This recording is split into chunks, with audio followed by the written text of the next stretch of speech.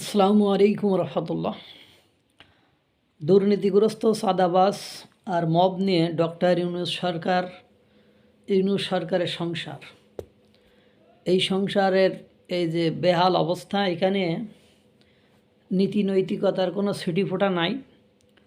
এবং ডক্টর ইউনূসের নিয়োগকর্তারা যে আপাদমস্তক দুর্নীতিগ্রস্ত সাদাবাস, সাফাবাস এবং নৈতিকতা থেকে মানে যোজন যোজন দূরে। নীতি নৈতিকতা বলতে বিন্দু পরিমাণ ছিটিফোঁটা তাদের ভেতরে নেই। সেটি ডক্টর ইউনূসের উপদেষ্টার তথ্য উপদেষ্টা মাহফুজ আলম, যেহেতু উনি তথ্য উপদেষ্টা, সব রকম তথ্য ওনার কাছে আছে। এবং স্পেসিফিকভাবে আপনারা জানেন তিনি হলেন আমেরিকায় যে স্বীকৃতপ্রাপ্ত জুলাই গণ অভ্যুত্থানের মাস্টার মাইন্ড এবং ডক্টর ইউনূস দ্বারা স্বীকৃত। বিশ্বের হাজার হাজার কোটি কোটি মানুষ এটা জানে যে জুলাই গণ অভ্যুত্থানের মাস্টার মাইন্ড হলো মাহফুজ আলম।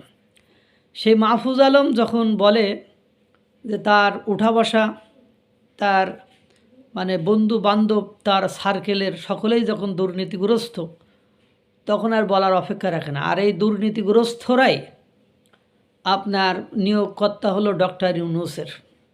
তো ডক্টর ইউনূস সারা বাংলাদেশে যে চাঁদাবাজি, যে নৈরাজ্যতা, যে বর্বরতা, যে নৃশংসতা চলছে সেটার মানে প্রতিবাদ করবে মানে কিভাবে? প্রতিবাদ করলেই তো ওনার লাল কার্ড দেখিয়ে দিবে। এই জন্য হয়তো বা উনি বলছেন না। আপনারা বলতে পারেন আমি এত কথা কেন বললাম, বা ডক্টর ইউনূসকে নিয়োগকর্তাদের এত কথা কেন বললাম। দেখেন, আমার কথা নয়, আপনারা জানেন গতকালকে বাংলাদেশ সরকারের, বর্তমান সরকারের উপদেষ্টা সরকারের তথ্য উপদেষ্টা মাহফুজ আলম, তার বিরুদ্ধে একটা দুর্নীতির অভিযোগ উঠেছে। সেই অভিযোগের মানে সপক্ষে ডিফেন্স করার জন্য উনি একটা ফেসবুকে স্ট্যাটাস দিয়েছেন। সেই স্ট্যাটাসের চুম্বক অংশ যেটুকু উনি আবার পাল্টেও ফেলেছেন, যে যার এই স্ট্যাটাস দিয়ে বোঝা যায় যে উপদেষ্টা মাহফুজ আলম ব্যতীত জুলাই গণঅভ্যুত্থানে অংশগ্রহণকারী হাসনাত আবদুল্লাহ, সারজিস, হান্নান মাসুদ, নাহিদ ইসলাম, আক্তার হোসেন সহ তাসনিম জারা, সামান্তা শারমিন, তাবাসসুম, নুসরাত তাবাসসুম সহ যারা ফ্রন্ট লাইনে আছে, রিফাত রশিদ, উমামা ফাতেমা, যারা ফ্রন্ট লাইনে আছে, তারা সব দুর্নীতিগ্রস্ত। তারা সব হারাম টাকা, অবৈধ টাকা, ওই রিয়াদের মতো সাদাবাজের টাকা তাদের পকেটেই ঢুকছে। তাহলে চলেন আমি স্ট্যাটাসটা আপনাদেরকে একটু পড়ে শোনাই। উনি লিখেছেন, আজকাল অনেকের লেজ কাটা যাচ্ছে বলে আমার বিরুদ্ধে লেগেছেন। লেজ কাটা যাচ্ছে মানে আপনারা জানেন লেজ কাটা, যে একদা শেয়াল ট্রাপে পড়ে বের হয়ে যাওয়ার সময়, চেষ্টা করার সময় তার লেজটা কাটা গিয়েছিল। পরবর্তীতে অন্যদেরকেও পরামর্শ দিয়েছিল, আসুন আমরা লেজ কেটে ফেলি, কারণ এই লেজ অপ্রয়োজনীয়, এটা কোনো কাজে লাগে না। দ্যাট মিন্স মানে তার সার্কেল যাদের ইতিমধ্যে আপনার বিভিন্ন ব্যক্তির সাথে, যেমন সাদাবাজ রিয়াদের সাথে হাসনাত আবদুল্লাহ, সারজিস আলম, তারপরে নাহিদ ইসলামের বাবা, তারপরে মানে পার্থ, আন্দালি পার্থ, তারপরে বাবর সাহেব, তারপরে এইসব লোকের, হেফাজত ইসলামের মামুনুল হক, জামাত ইসলামের মাসুদুর রহমান, এদের সকলের ছবি আছে। অবশ্য আওয়ামী লীগের এক মানে ওবায়দুল কাদেরের ভাই মির্জা সাহেবেরও ছবি তার কাছে আছে, তার মানে ছবি তার সাথে আছে। কিন্তু সবচেয়ে মাখামাখি যে সম্পর্কগুলো, সেই সম্পর্কগুলো স্পেসিফিকভাবে হাসনাত আবদুল্লাহ, নাহিদের বাবার সাথে খুব ইন্টিমেট আকারে দেখা গিয়েছে। এবং আপনারা জানেন যে এই রিয়াদ, এই যে আঙুল ফুলে কলা গাছ হয়েছে, সেটা 5ই আগস্টের পরে। দ্যাট মিন্স এর আগে কার সাথে ছবি আছে না আছে এটা ম্যাটার করে না, কারণ তার এই ফুলে ফেপে বড়লোক হওয়া, তার এই কোটি কোটি টাকা লেনদেন বা চাঁদা নেওয়ার ইনসিডেন্টই এই সম্প্রতি ঘটনায় ঘটেছে। সুতরাং এখন যারা ক্ষমতায় আছে, ক্ষমতার কাছাকাছি বা ক্ষমতা যারা চর্চা করছে, তাদের উপরই এই দায়বত্তায়। এবং আসিফ মাহমুদ, সজীব ভুঁইয়ার কথা না বলি, তার এপিএস থেকে শুরু করে, বাপ থেকে শুরু করে মানে টাকার কেলেঙ্কারি, মারার কেলেঙ্কারি, সব ধরনের কেলেঙ্কারি মোটামুটি তার এগেনস্টে আছে। তো যাই হোক, যেটা বলছিলাম, তাহলে অনেক সবার মানে আমি আপনাদের একটা ছোটো করে ব্রিফিং দিলাম। তো উনি এই কথা বলছেন, আজকাল অনেকের লেজ কাটা যাচ্ছে বলে আমার বিরুদ্ধে লেগেছেন নতুন দলের। উনি এই কথা, নতুন দলের কয়েকজন মহারথী এতে জড়িত। মানে নতুন যে দল সেটা তো কি আপনারা এনসিপি, অন্যদের কথা বাদ দেন, নতুন অন্যদের নাম আমরা জানিও না। স্পেসিফিকভাবে আমি এটা নিয়ে কাজ করি বা এই বিটটা নিয়ে কাজ করি বা এই পলিটিক্যাল মানে অ্যানালাইসিস করার চেষ্টা করি। সেখানে আমি নিজেই নতুন দলগুলোর নাম সম্পর্কে ওয়াকিবহাল না। তো নতুন দলের কয়েকজন মহারথী এতে জড়িত, সবই প্রকাশ পাবে। মানে এই যে মানে মানে দুর্নীতির বিরুদ্ধে বা এইসব লেস কাটাকাটি করতেছে বা গায়ে গু মাখামাখি করতেছে, এটা সবই প্রকাশ পাবে।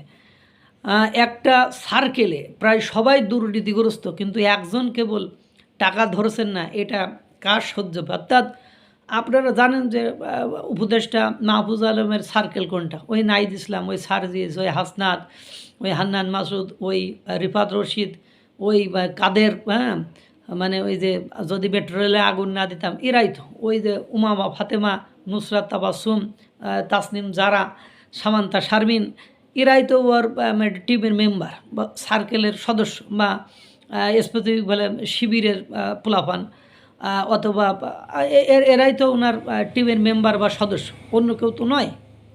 তো এই হলো অবস্থায়। কিন্তু এই স্ট্যাটাসটা উনি রাত 2:51 দিয়েছেন, মানে 3টার দিকেই দিয়েছেন। কিন্তু দুর্ভাগ্য হলো সত্য যে কিছুক্ষণ পরে ওনার উপলব্ধি হয়েছে উনি মনে হয় মানে বিশাল বড় সত্য কথাটা বলে ফেলেছেন, এবং এই স্ট্যাটাসটা ওনার ওয়াকি বলা উচিত, যেসব বললে যখন তখন কপি পেস্ট হয়ে যায়, সুতরাং সরাইও খুব বেশি লাভ হয় না। এই স্ট্যাটাস দেওয়ার 1.5 ঘন্টা পরে ভোর রাত 4:28 তিনি স্ট্যাটাসের এই অংশটুকু পরিবর্তন করেছেন। পরিবর্তন করে তিনি লিখেছেন, আজকাল অনেকের লেজ কাটা যাচ্ছে বলে আমার বিরুদ্ধে লেগেছেন বিভিন্ন দলের, মানে আগে ছিল নতুন দলের, এখন হলো বিভিন্ন দলের কয়েকজন মহারথী এতে জড়িত। সব ষড়যন্ত্রের প্রকাশ পাবে। তাহলে মানে কি বুঝলেন? যখন দেখলেন নতুন দল বললি তো তারপরে উনি বিশেষ দ্রষ্টব্য দিয়ে লেখাইছে এটা নিয়ে অনেক জলঘোলা হচ্ছে। হ্যাঁ, মানে তার মানে ওই রাতেই মানে নেশাসর প্রাণীদের মতো, মানে ওনারা পরীক্ষা স্থগিত হবে রাত 3টার পরে স্ট্যাটাস দেয়, মানে সব নেশাসর প্রাণী। রাত 1টার পরে স্বরাষ্ট্র উপদেষ্টা ডেকে কী করেন, মানে ব্রিফিং করেন নেশাসর প্রাণীর মতো। কিন্তু আমরা নেশাসর প্রাণী নয়, আমরা দ্রুত ঘুমায় সকালে উঠে আবার ফজরের নামাজ পড়তে হয়, এজন্য আমরা নেশাসর প্রাণী নয়। পরবর্তীতে অবশ্য জানা গিয়েছে।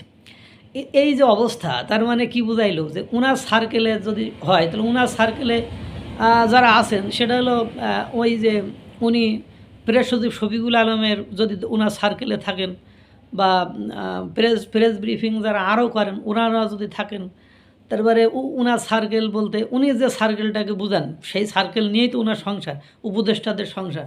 তার মানে বোঝা গেল সবাই দুর্নীতি করছে, একমাত্র উনি ছাড়া। তা উনি যদি দুর্নীতিমুক্ত হন তাহলে এরা সব দুর্নীতিগ্রস্ত। তো এই যে অবস্থা, এই অবস্থায় ডক্টর ইউনূস বাংলাদেশের জন্য যে কি করতে পারেন, কি করবেন, সেটা বুঝতে আর কারোর বাকি থাকে না। আল্লাহ তাআলা সকলকে এই মানে কঠিন অবস্থা থেকে মুক্তিদান করুক, ভালো রাখুক, সুস্থ রাখুক।